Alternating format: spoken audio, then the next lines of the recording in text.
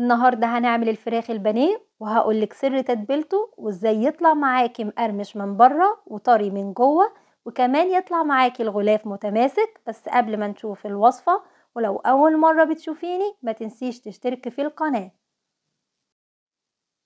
كيلو من البانيه مغسول ومتصفي كويس من المية.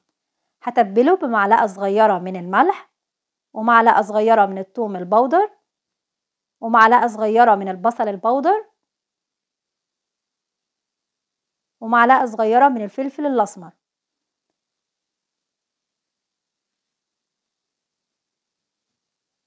هضيف لهم معلقتين كبار من الخل ومعلقة كبيرة من عصير الليمون ومعلقة كبيرة من المستردة.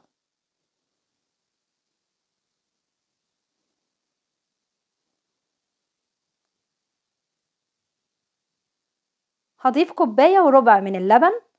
أنا بفضل اللبن عن الزبادي، بيخلي البانيه طري جدا. جربيه وهتعتمديه دايما في تتبيلة البانيه.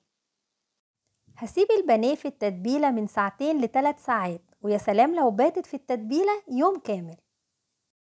وبعد ما البانيه قعد أطول وقت في التتبيلة، هعفر البانيه كله بالدقيق. أنا بحب أعمل الخطوة دي كلها مرة واحدة.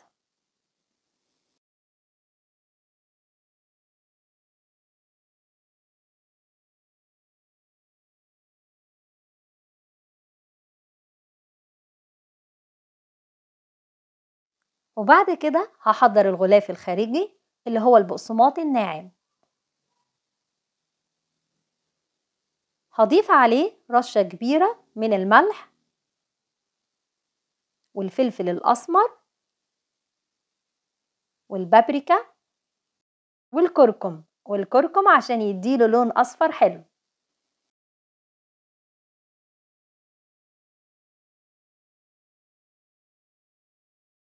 وفي طبق فيه بيضتين هضيف عليهم رشة من الفلفل الأسمر ونص كوباية من اللبن.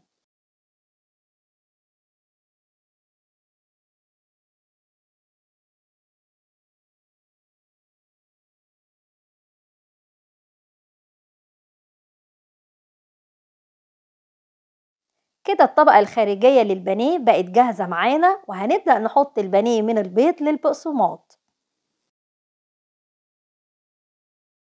وهنا هقولك ازاي ما تهدريش من البقسماط ويبقى لازق معاكي كده في ايدك وتلاقي البقسماط خلص بسرعة. بلاقي ناس كتير بتشتكي من ان هي بتستخدم كمية كبيرة من البقسماط. الكمية اللي قدامك دي انا عملت بيها كيلو البانيه كله. لازم يا جماعة يكون معانا 2 شوكة، واحدة نستخدمها للبيض وواحدة نستخدمها للبقسماط. وايدك اللي هتطبطبي بيها على البانيه لازم تكون ناشفة، وبكده هتضمني ان البقسماط ما يتهدرش معاكي.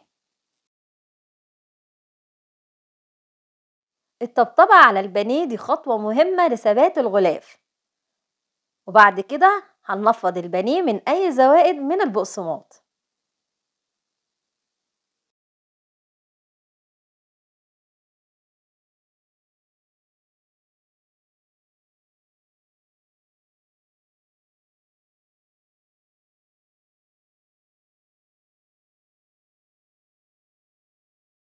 بعد ما نخلص الكمية كلها هنحط البانيه في الفريزر لمدة ربع ساعة، ضروري جدا عشان نضمن ان الغلاف يكون متماسك.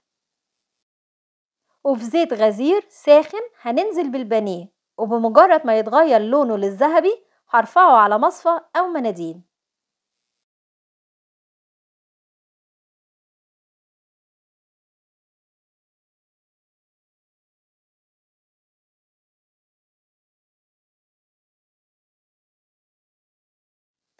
مهم جدا يا جماعة لو البقسماط اترسب معانا في الزيت نصفي الزيت علشان نحافظ على اللون الذهبي للبانيه.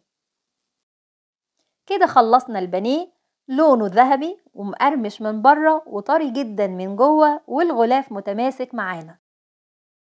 لو الوصفة عجبتكم ما تنسوش تعملولي لايك وتشتركوا في القناة وتفعلوا الجرس عشان دايما تشوفوا كل وصفاتي الجديدة، واشوفكم في فيديو جديد.